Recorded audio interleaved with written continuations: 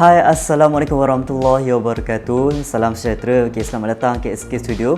Hari ini saya nak ceritakan secara ringkas berkenaan dengan apa aksesori yang boleh kita beli sebagai untuk enhance kita punya pengalaman menggunakan iPad Pro 12.9 ataupun iPad yang mana anda milikilah yang lain. Misalnya, yang pertama, apa yang boleh saya cakap yang paling utama sekali kalau kita beli iPad ni, antara aksesori yang bagi saya penting ialah this.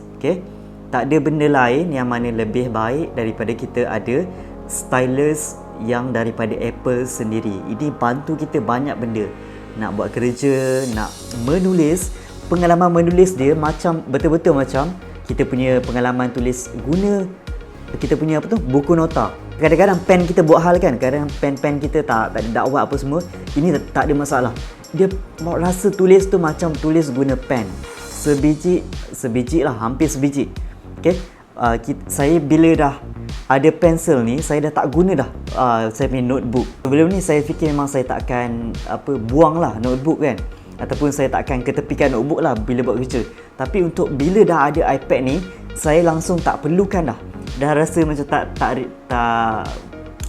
perlukan lah. Sebab kita ada something yang macam reliable juga, sama seperti kita punya tu. Ini adalah pertama kita punya stylus ataupun kita punya Apple Pencil Generation 1 or 2, tak kisahlah. Tapi kena ada kita punya ni untuk kita enhance kita punya iPad. Baik, aksesori yang kedua ialah USB hub. USB hub ni penting sebab kita boleh cucuk macam-macam, misalnya SD card, misalnya HDMI dan banyak lagi benda-benda yang lain supaya kita punya display ni, misalnya kita boleh transfer kepada TV misalnya, ataupun kita punya second monitor. Boleh dilakukan kalau kita ada presentation ke kan, kita boleh cucuk pada kita punya port tersebut lah.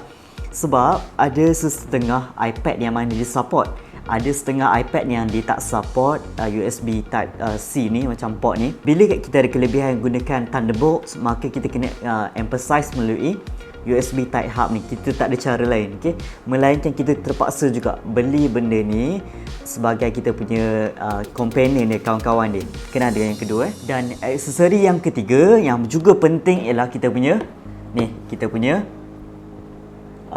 casing. Casing sangatlah penting untuk jaga benda yang mahal. Apa yang saya boleh cakap bahawa kalau kita ada casing, kalau kita tak ada screen protector pun tak ada masalah. Itu yang sebagai keutamaan lah. Kalau tak ada, kalau dipilih antara dua ni, kita pilih casing dulu. Sebab casing ni dia macam laptop jugalah. Laptop kita selalu ni kita tak letak lah kita punya tempered glass ataupun kita punya screen yang layer kan. Dia berfungsi macam tu juga. Kalau kita ada screen protector pun tak ada masalah sebab kita tutup. Bila kita bergerak kita tutup kan. So kalau jatuh masih ada protective ni. Dia juga tak perlulah kita nak bawa kita punya Apple Pencil ke merata-rata kan. Just simply letak dan dia akan charge secara automatik. Mudah. Tapi apa yang saya boleh cakap melalui saya punya pengalaman menggunakan unique casing ni ialah saya tak ada masalah. Cuma agak annoying sikit lah, agak complicated sikit. Tapi dia ada lambat sikit lah bila kita nak buka dia. Kadang-kadang saya buka, kadang-kadang terjatuh pak kan. Ikutlah. Sudut dia pun agak sesuai jugalah dalam kebanyakan situasi. Saya beli info awal lah, kalau nak beli unique ni mungkin boleh consider tambah sikit, mungkin beli UAG ataupun STM, tak silap saya. Itu lebih baik. Ataupun kalau nak upgrade ke yang ada keyboard dalam harga 500 tu boleh jugalah. Sikit-sikit kumpul duit kan, tak ada masalah. Dan yang keempat ialah kita kena ada multiple device mouse. Mouse yang saya gunakan ialah daripada brand Logitech MX2 Master 2. Ini boleh connect beberapa device, misalnya kita laptop dan juga kita punya iPad. Simply tekan pada kita punya changing button dekat belakang ni je. Tekan, kemudian dia akan tukar dia punya device. Saya boleh guna dekat iPad, saya boleh guna dekat MacBook dan juga monitor yang lain. Mudah sangat. Ini sangat bantu dan dia punya battery life pun juga sangat baik.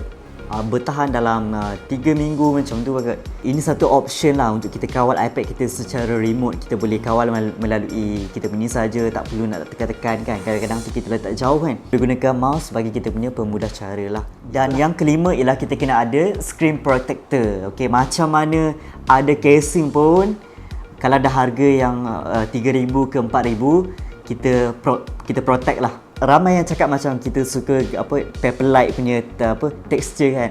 Saya tak berapa into it lah. Saya lebih kepada saya suka juga glass. Supaya glass ni dia akan bagi clarity yang tinggi, bagi dia tak ada distortion ataupun dia tak ada mengurangkan kualiti yang ada pada skrin saya kan. Okey, saya pilih glass. Okey, ini daripada kita punya brand Amazing Things punya Supreme Glass. Agak mahal tapi berkualiti tinggi dan juga nipis. Sangat sensitif. HD punya dia transparansinya baik. Kalau kita tak pakai kita punya tempered glass, dia akan ada cap jari yang sangatlah banyak. Okay? Dia agak rimas juga tengok kadang-kadang tu. Kekurangan yang ada pada glass ialah dia akan still juga ada kita punya cap jari ni. Sangat comot lah kadang-kadang tu. Tapi berkurang sedikit berbanding kalau kita tak guna kita punya glass.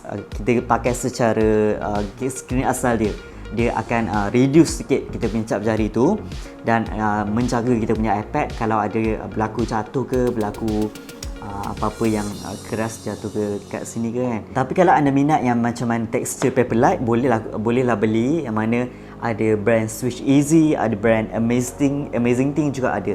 Boleh beli kat situ. Dan yang keempat, ini optional saja. Kalau nak beli mini Bluetooth punya ni, kita punya keyboard. Okay, ni saya guna yang tahun-tahun sebelum ni punya lah. Saya tak guna pun kita punya keyboard pada saya punya ni. Selalunya kalau nak ada boleh beli, akan mudahkan juga kerja. Tapi susah sebab nak kena bawa dia berasingan kan. Kalau nak beli keyboard ni, nak beli casing yang ada keyboard sekali pun tak kira baik jugalah. Tapi ini optional saja. Baik, yang ketujuh ialah power bank. Power bank yang boleh power bank ni daripada brand Rough Power. Power bank ni dia sesuai untuk sama ada MacBook ataupun kita punya laptop dan juga iPad pada masa yang sama kerana dia support 60 watt punya charging, super fast charging lah. Ini mudahkan kita lah supaya power bank, saya boleh charge phone, saya boleh charge laptop, saya boleh charge saya punya iPad kalau ada kekurangan bateri kan. So mudah saja sebab digunakan USB Type-C, sangat laju dan mudah.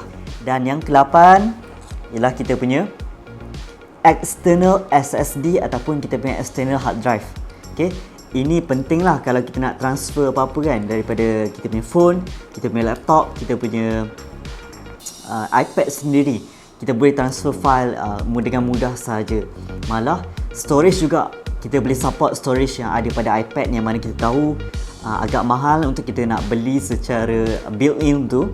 Tapi kita boleh gunakan SSD sebagai alternatif dia. Baik, itu saja aksesori iPad yang mana selalu saya gunakan dan mana membantu saya dalam melaksanakan apa-apa tugas yang melibatkan iPad lah. Sekian, terima kasih. Assalamualaikum. Bye-bye.